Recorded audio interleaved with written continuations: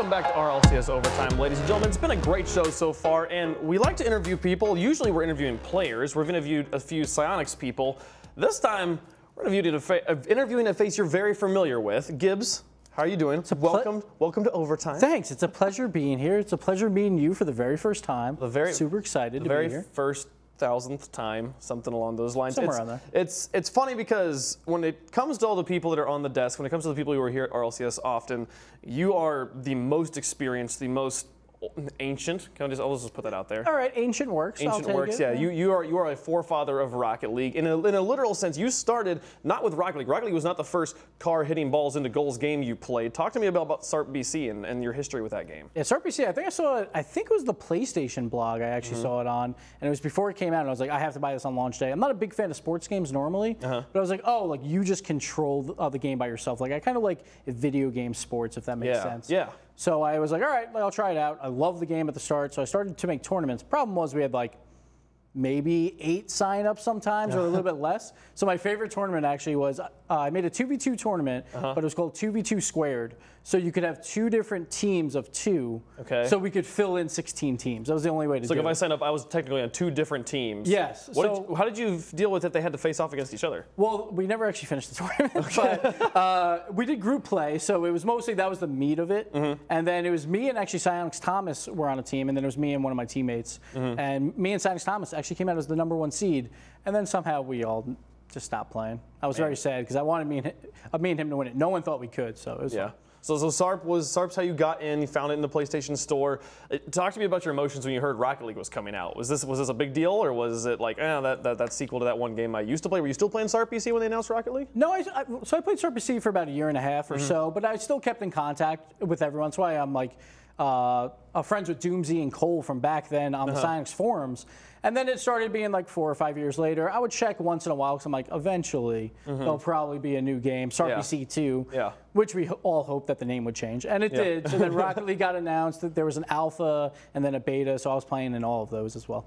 All right, so you literally been here since the beginning of Rocket League, since day #1, and you made a name for yourself on Cosmic Aftershock, which was the first super dominant team we had in Rocket League, which I feel like that happens a lot in competitive games, where like one team will figure things out early on and they'll just dominate for a while and then everybody else catches up. Talk to me about Cosmic Aftershock. How'd this team form? How'd you guys get together? Well, way back in the Rocket League Alpha, it was me, and then every time I wound up facing Crow or Sad, I was like, oh, I have to play some defense here because their shots were incredible. So I would just play defense, usually counterattack and win the games because they were a little too wild, I thought.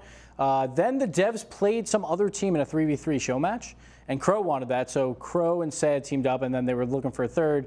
Crow DM'd me, I think, on the forums, and was like, hey, we would love if you joined us. And then that dev match never actually happened. But then Cloud Fuel actually, in the beta, formed a tournament, and it was me, Mike Rules, Crow, and Sad all on the same team, which was like super all-star team then. And I wound up playing in most of the matches, and then when it came down to the actual game, I contacted Crow. I'm like, well, we're going to need a North America team, because I was like, I need to team with these guys because these guys are amazing. So we wound up teaming together, and then just after that, it was history. Yeah, I remember, I think I've told this story a few times, but the way I got into competitive Rocket League, the first thing I saw of competitive Rocket League was one of your videos playing with Cosmic Aftershock. And because you are the defensive player, you're always in the back, and I got to watch Crow and Sat up in the front doing crazy stuff.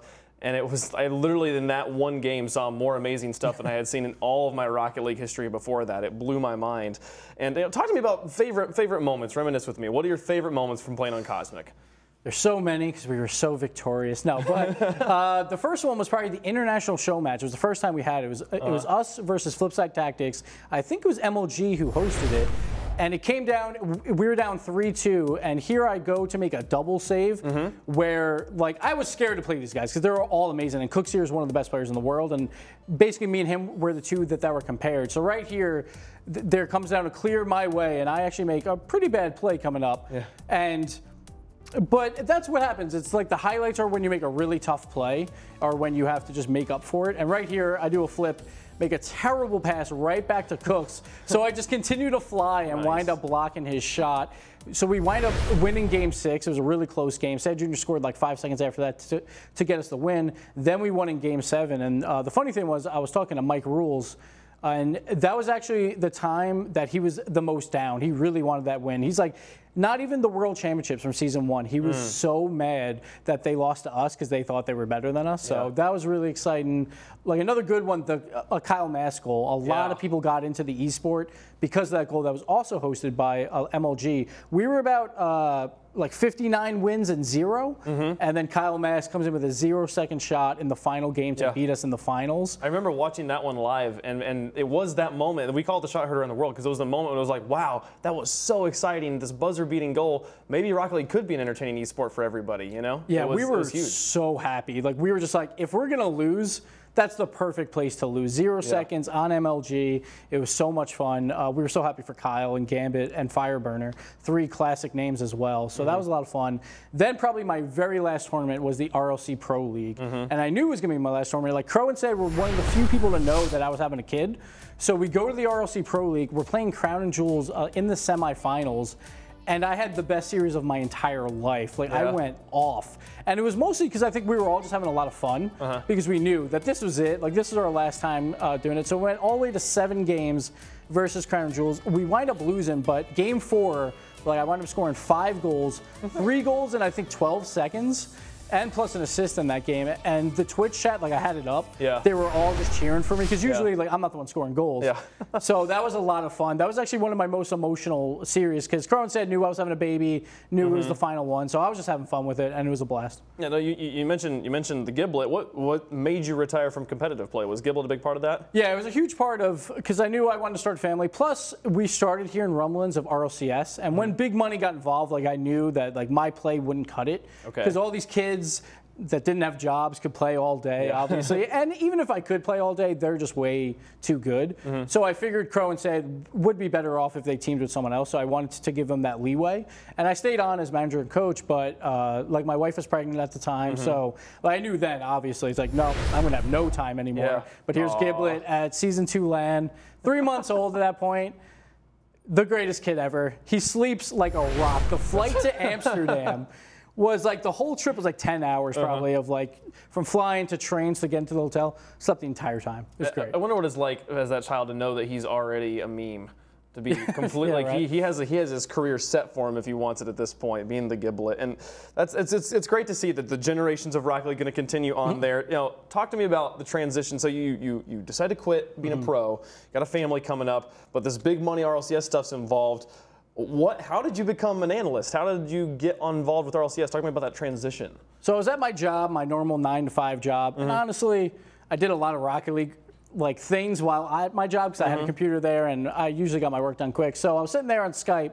Golden Boy actually contacts me. He's like, what do you think about casting for the RLCS? And I'm like, I've never casted before, but he just said RLCS. Yes. So I just say yes. And then we figure out that the desk is like the great spot for me. It was about a month after the RLC Pro League is when the contacts like started going out. So it just was perfect timing. And then like the rest is history. We got here. Yeah, it was such a crazy experience for us all getting here. And there was so many things that I remember the first time I landed at the Burbank airport and just like walking out and it literally felt like Hollywood, you know, and like there was one of the people from Psyonix who like pulled up in this like Charger and it was like, welcome to the big leagues, boys. And I'm like, oh my gosh, this is crazy. You know, was there anything that was like really different or like that surprised you about this RLCS experience? Like, talk to me about like, how did it meet your expectations? I think it's just how much my life changed in the meantime. Like I left my job like 2 months later, which was pretty tough because we'd come out here, I would take a red eye home, work 40 hours, come back. So it was mostly just how life changing like this whole scene has been. I've taken more flights in the past year than I've taken in my life, like tenfold. Right. Same. Yeah. So like collecting those miles, but it's just been fun getting like a new family, like you guys. Obviously, I love you. I love Carpet and everyone. So it's just been fun hanging out with everyone and just talking about like pretty much everyone's favorite thing and just watching this scene explode. Like 200,000 at the last World Championships. Was Amsterdam your first time in Europe? Yeah, it was first time in Europe. It was the first time I was on West Coast was when I came here. So oh wow, for the very first show. So how far had you traveled before RLCS? Just Florida, just like East Coast. Well, we went to the Caribbean for our honeymoon, me and my wife. So, but besides that, yeah. So it's been like now traveling to San Francisco. I did like an event in. Then we go to Amsterdam. So it's been a lot of fun. Well, what was it like traveling internationally for the first time with a baby? I mean, he slept like a rock, which was great. It worked out well until we tried to fly home. My wife usually doesn't like to get to the airport too soon, but then we wound up missing trains. It was funny. We were in the train station trying to find a way to get up with the stroller and the baby. We couldn't find like a lift anywhere.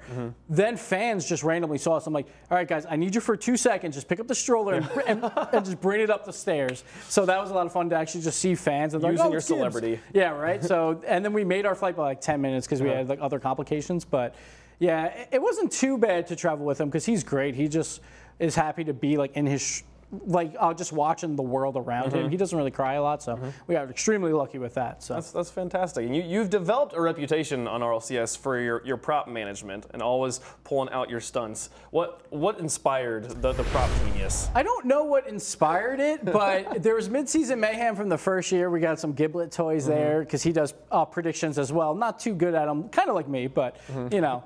Look at Carp, beautiful job there. But the props are just there to have a little fun, to break up the desk, like the seriousness of Rocket League.